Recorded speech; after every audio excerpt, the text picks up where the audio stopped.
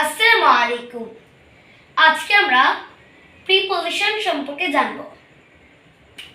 Pre মানে পূর্বে এবং পজিশন মানে অবস্থান। যে word noun, noun phrase, preposition এর সামনে বসে বাক্যের অন্যান্য শব্দের সাথে সম্পর্ক স্থাপন করে তাকেই প্রিপজিশন বলে। যেমন সজীব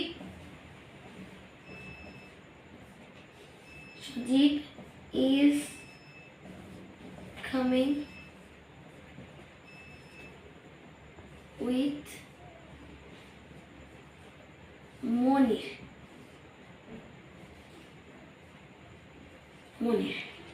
Shodip is coming with Monir. Shodip মনিরের সাথে আসছে। তার মানে with হচ্ছে প্রিপজিশন। with বাক্যের প্রত্যেকটি শব্দের সাথে সম্পর্ক স্থাপন করেছে। যদি আমি উইথটি কেটে দিই তাহলে বাক্যের অর্থ কেমন হবে আমরা লক্ষ্য করি। Sajib is coming dash Monir. Sajib is coming Monir. Sajib হয় আসছে মনির। তাহলে এই উইথটা বাদ দিলেই পুরো বাক্যটি অগোছালো হয়ে যায়। তাই উইথ প্রত্যেকটি বাক্যের সাথে সম্পর্ক স্থাপন করেছে। তার এটাই হচ্ছে প্রিপজিশন। মূলত প্রিপজিশন 6 প্রকার। প্রিপজিশন 6 প্রকার, যথা single simple preposition, double preposition, compound preposition, phrase preposition, participle preposition, disguised preposition। 6টি preposition। single or simple preposition, এটা হচ্ছে সিঙ্গেল প্রিপজিশন হচ্ছে এক শব্দ বিশিষ্ট প্রিপজিশন। যেমন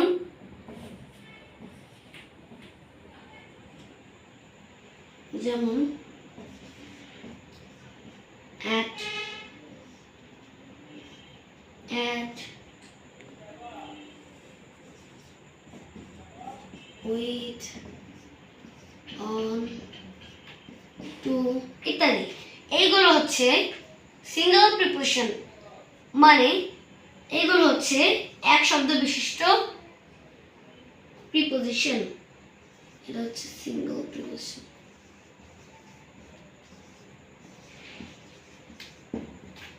সিঙ্গেল প্রিপজিশন।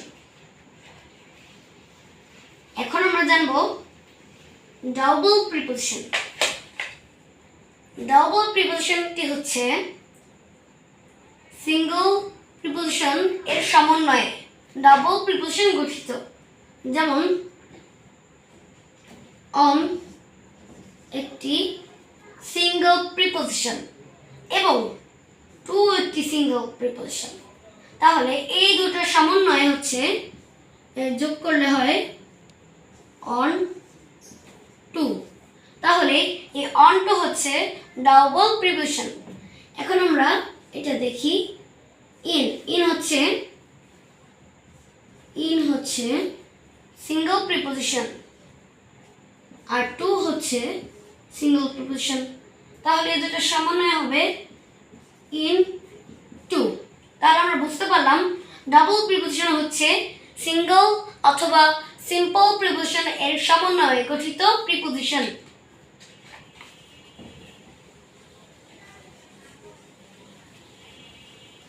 এখন আমরা জানব কম্পাউন্ড প্রিপজিশন। কম্পাউন্ড প্রিপজিশন হচ্ছে যে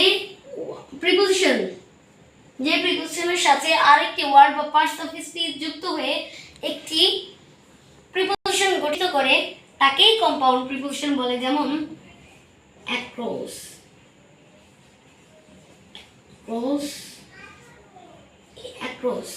এই অ্যাক্রসটা সমান on plus cross. On plus cross. এই অনটি হচ্ছে প্রিপজিশন এবং এই ক্রসটা হচ্ছে ভার্ব। তাহলে অন মাঝে মাঝে আমরা লক্ষ্য করি এই জায়গায় অন এর পরিবর্তে এ ব্যবহৃত হয়েছে এবং ক্রস ক্রস হয়েছে। এটা আমরা একটু পরেই জানতে পারবো কেন হয়েছে। আরেকটি হচ্ছে বিহাইন্ড, বিহাইন্ড সমান সমান বাই প্লাস হিন্ড, বিহাইন্ড এই জায়গায় বাই পরিবর্তিত হয়ে বি হয়েছে। এখন আমরা এই দুটো সম্পর্কে জানব। কোনো কোনো বাক্যে অন পরিবর্তিত হয়ে এ বসে এবং বাই পরিবর্তিত হয়ে বি বসে, বাই ব্যবহৃত হয়ে বি বসে এবং অন পরিবর্তিত হয়ে এ বসে। এখন আমরা ফ্রেজ প্রিপোজিশন সম্পর্কে জানব। ফ্রেজ প্রিপোজিশন মূলত দুই প্রকার, যথা টু ওয়ার্ড প্রিপোজিশনাল ফ্রেজ, দুই শব্দ বিশিষ্ট প্রিপোজিশনাল ফ্রেজ যা একটি নতুন অর্থ প্রকাশ করে, যেমন apart from, apart from দুটো শব্দ apart from, এই দুটো শব্দ মিলে একটি phrase preposition. apart from, according to, according,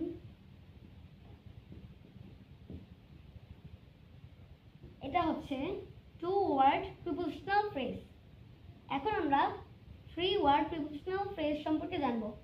three word prepositional phrase তিন শব্দ বিশিষ্ট প্রিপোজিশনাল ফ্রেজ যা একটি নতুন অর্থ প্রকাশ করে, যেমন in aid of, aid of, in front of, front of. এই দুটো হচ্ছে থ্রি ওয়ার্ড প্রিপোজিশনাল ফ্রেজ। এই যে তিনটি শব্দ in, aid of, in front of. এখন আমরা পার্টিসিপল প্রিপোজিশন সম্পর্কে জানব। পার্টিসিপল প্রিপোজিশন হচ্ছে, আমরা নন ফিনিট ভার্ব এর আলোচনায় জেনেছি যে বাক্যে মাঝে মাঝে পাস্ট পার্টিসিপল ফ্রম ব্যবহৃত হয় বা ভার্ব থ্রি ব্যবহৃত হয়। সেই পার্টিসিপল এই মাঝে মাঝে কখনো কখনো প্রিপোজিশন হিসেবে বসে, যেমন তা হচ্ছে রিগার্ডিং, রিগার্ডিং, রিগার্ডিং, এটা হচ্ছে পার্টিসিপল প্রিপোজিশন।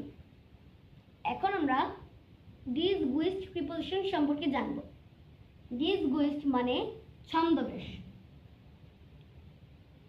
কোনো বাক্যে মাঝে মাঝে ছন্দবেশ ঘটে, ছন্দবেশ ঘটে, কোনো বাক্যে মাঝে মাঝে ছন্দবেশ ঘটে, যেমন আমি একটু আগে বললাম অন পরিবর্তিত হয়ে এ বসে এবং অফ পরিবর্তিত হয়ে ও বসে। এটাই হচ্ছে ছন্দবেশ, ডিসগুইসড প্রিপোজিশন। মানে যেই বাক্যে ছন্দবেশ ঘটে তাই হচ্ছে ডিসগুইসড প্রিপোজিশন। তাহলে অন পরিবর্তিত হয়ে এ বসে এবং অফ পরিবর্তিত হয়ে ও বসে। এটার একটি উদাহরণ হচ্ছে the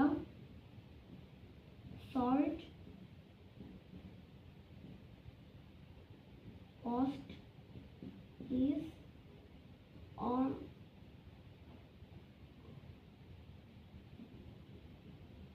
টাকা। তাহলে the salt cost is এ টাকা, আছে না? the salt cost is এ টাকা। আমাদের দ্বিতীয়টি হচ্ছে it's 6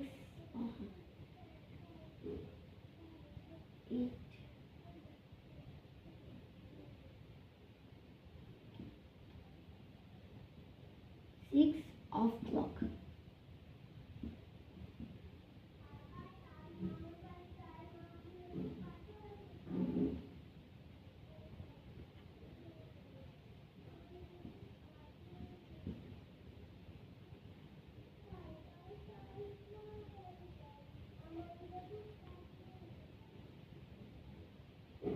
It's 6 of clock. তার মানে it's 6 o'clock of clock.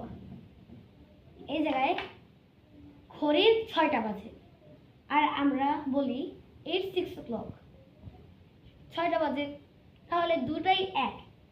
কিন্তু এই জায়গায় লক্ষ্য করো ও এবং ওই জায়গায় শুধু ক্লক লেখা থাকে, ক্লক লেখা থাকে আর এই জায়গায় ও ব্যবহৃত হয়। তার মানে ওই জায়গায় আমি যদি অফ ব্যবহার করি তাহলে হবে ঘড়ির 6টা বাজে, আর যদি আমি অফ না ব্যবহৃত করে শুধু ওটা বসিয়ে ক্লক বসাই তাহলে হবে শুধু 6টা বাজে। এটা হচ্ছে একটি সংক্ষিপ্ত রূপ। আর it's 6 o'clock এটা হচ্ছে একটি ছন্দবেশী প্রিপোজিশন। আমরা একটু আগে জেনেছি যে অফ পরিবর্তিত হয়ে ও বসে, এবং যদি ও বসে অফ পরিবর্তিত হয়ে এই ছন্দবেশী বাক্য যদি বসে কোনো বাক্যে, ও শব্দ যদি বসে কোনো বাক্যে, তাহলে সেটাই ছন্দবেশী প্রিপোজিশন বা ডিসগোইস্ট প্রিপোজিশন। আজকের মতো এ পর্যন্তই। আজকে আমরা জানলাম কি প্রিপোজিশন কাকে বলে, প্রিপোজিশন মোট কয় প্রকার, 6 প্রকার: single preposition, double preposition, compound preposition, phrase preposition, participle preposition এবং ডিসগোইস্ট প্রিপোজিশন। পরবর্তী ক্লাসে আবার তোমাদের সঙ্গে দেখা হবে। আসসালামু আলাইকুম।